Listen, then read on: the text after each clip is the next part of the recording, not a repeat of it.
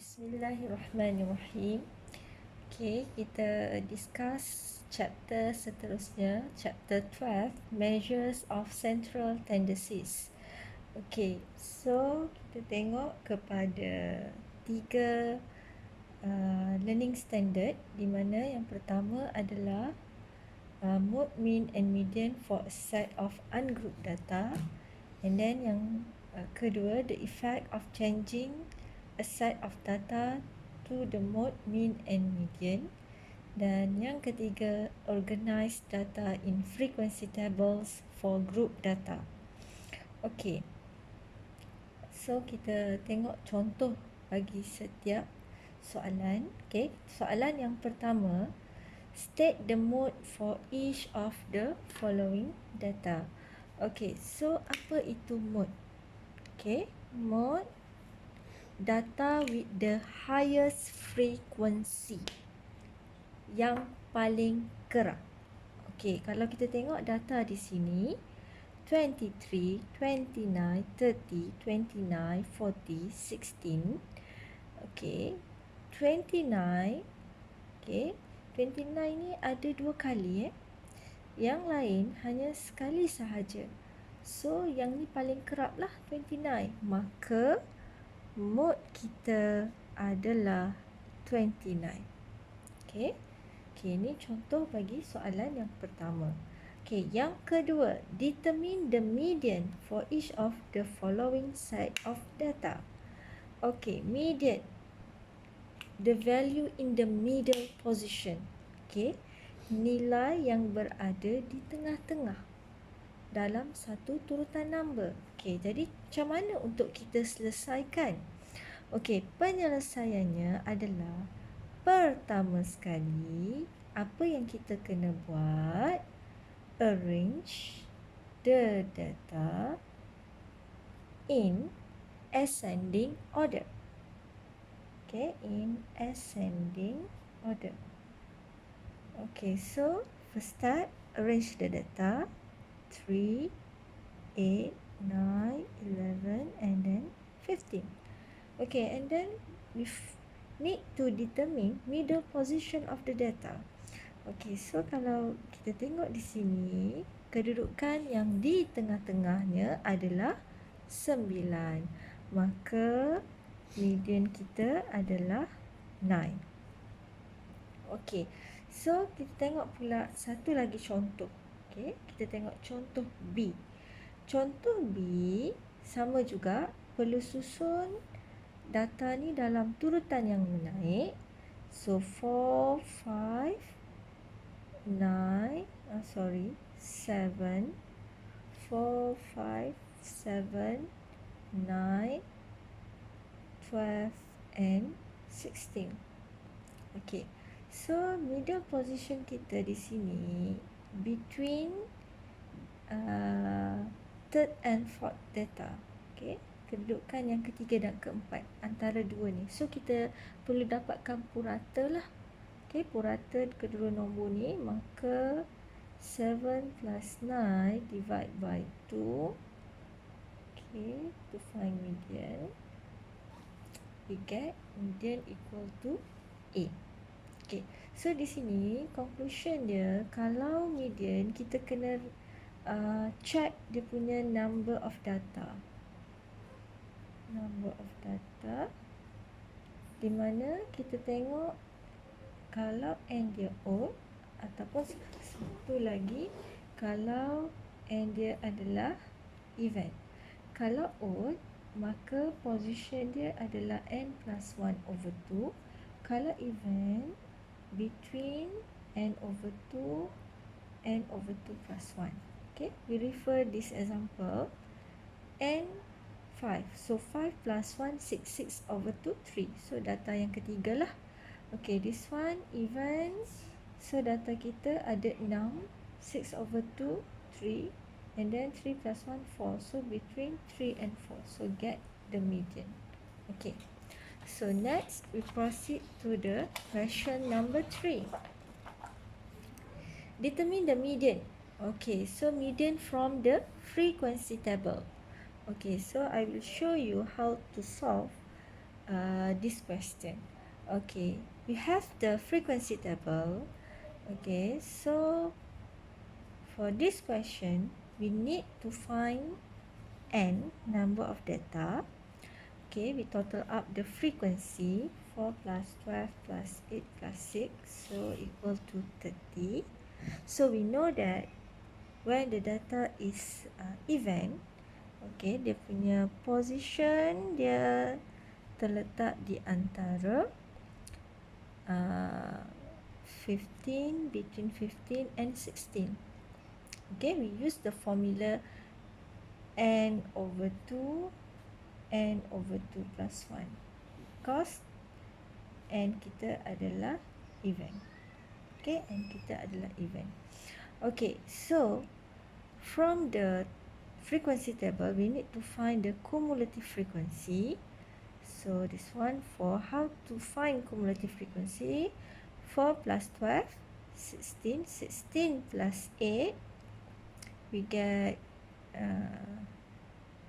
24, and then 24 plus 6, 30. Okay, so maksudnya di sini 4, data pertama hingga ke 4, masa dia adalah 1.5 hour. Okay, and then next, data dari yang kelima ke sehingga ke 16, time dia adalah 2 hours. And then data seterusnya 17 hingga 24, time dia 2.5 hour. And then data seterusnya 25 hingga 30, time dia adalah 3 hour. Okay, so di sini kita nak position 15 dan 16. So dia duduk kat sini lah. 15 pun duduk kat sini, 16 pun berada dalam ni. Jadi kita tahu bahawa 15 kita adalah 2, 16 kita pun adalah 2. So median adalah purata. 2 tambah 2 bahagi 2. So kita dapatlah median adalah 2. So ingat sikit lah, kalau frequency table ni, apa yang kita kena cari, dapatkan jumlah frekuensi untuk kita tentukan n kita tu event ataupun odd. Kemudian bila kita dah tahu sama ada dia event odd, contoh di sini dia adalah event, maka dia berada antara data kedudukan dia 15 dan 16, maka dapatkan CF supaya kita boleh detailkan position. So seterusnya barulah kita boleh cari median. Okey, maknanya yang ketiga masih lagi stress kepada median. Cuma di sini median kita daripada frequency table. Okey, kenapa data ni organize in frequency table? Sebab biasanya bila bilangan data yang besar, okay, bilangan yang banyak, kita akan gunakan frequency table. Okay, next kita proceed kepada soalan yang keempat. Okay, masih lagi untuk mencari median, tapi menggunakan data representation yang berbeza. So di sini kita ada dot plot. Okay, tengok contoh kalau data ni dalam bentuk dot plot. So macam mana kita nak cari median? Seolah-olah kita identify. Okay, di sini ada berapa dot plot? Dia ada 3. Kat sini kira plot ni 1, 2, 3, 4, 5, 6, 7. Okay, 8, 5, 4. Maknanya kekerapan dia lah di sini ya. Kekerapan. Okay, so total up n dia berapa? N 11 campur 5, 16. So 20n. So dia adalah genap. Macam tadilah, kalau genap dia berada purata antara dua kedudukan, di mana dia berada pada kedudukan position. Okay, formula this one, n over 2, in between n over 2, n over 2 plus 1. So dia berada antara 10 dan 11. Maka perlu cari kumulatif frekuensi. So 3 tambah 8, 11, 11 tambah 5, 16, 16 tambah 4, 20. Okey, maknanya di sini dari 1 hingga 3, 60 lah markahnya. Okey, and then dari 4 hingga ke 11, markahnya adalah 70. Jadi di sini position ke 10 markahnya 70. Position ke 11 pun markahnya pun adalah 70. Jadi 70 tambah 70 bahagi 2. So kita dapatlah nilai bagi median. Okey, seterusnya kita proceed kepada mean. Okey, mean average. Okey, macam mana nak dapatkan mean? Okey, mean di sini adalah total number of data over dengan frequency of the data. Okey, ataupun number of the data. Okey, maknanya mean kita total up keseluruhan. And then kita divide lah dengan bilangan dia, semua sekali ada 5. So 5 tambah 12, 9, 16, 23, 65 over 5. So kita dapatlah mean. Okay. Okay, seterusnya. Okay, masih lagi mean, cuma situasi yang berbeza. Contohnya di sini kita ada bar chart. Okay, so kita tengok di sini number of student adalah frekuensi dia. Okay, maknanya seramai 9 orang pelajar mempunyai 5 storybooks, and then 12 pelajar mempunyai 10 storybook, 3 pelajar mempunyai 15 storybook, dan 6 orang pelajar mempunyai 20 storybook. Okey, so di sini mean adalah jumlah, okey, jumlah daripada F darab X. Okey, katalah nombor storybook ni kita label denote sebagai X, F ni frekuensi, perkan dengan jumlah frekuensi lah. Okey, so untuk cara dapatkan mean, frekuensi 9 darab 5, okey, 12 pelajar ni mempunyai 10 storybook. Okey, tambah dengan 3 darab 15 tambah dengan 6 darab 20. Okey, bahagikan dengan jumlah frekuensi. Frekuensi 9 tambah 12. Okey, tambah dengan 3 tambah dengan 6.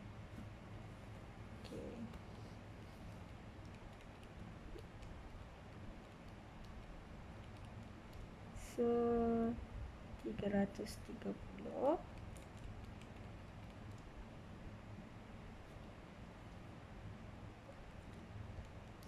Okay, so kita dapatlah mean bersamaan dengan 11. Okay, boleh tengoklah contoh-contoh yang lain.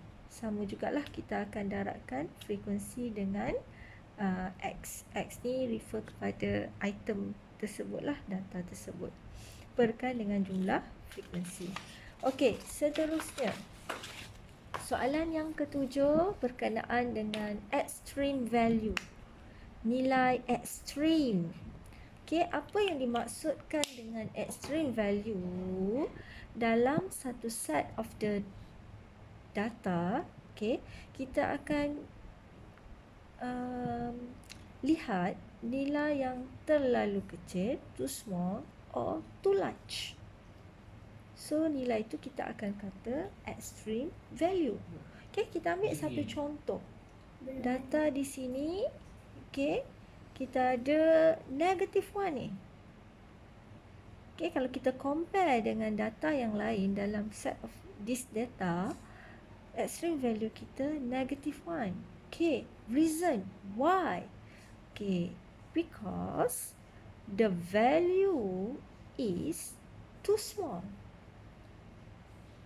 Okay, in a set of data. Okay. Okay, next we proceed to question number 8. Okay, the following set of data shows the score of 6 students. Okay, this one score. Okay, so for the first, we need to find mode. Okay, highest frequency is score 7. Okay, 7 ni muncul 2 kali compare to the other score. Skor-skor lain tu sekali je. Seorang pelajar je, kan? So mood kita adalah 7. Okay, median. Middle position, value in the middle position. So we need remember that, okay, first step, you need to arrange the data in ascending order. So 5, 6, 7, 7, 8, 9. Okay, and then the data is even, okay, genap, maka kita need find average, okay, between third position and fourth position. So we get median equal to 7. And then mean.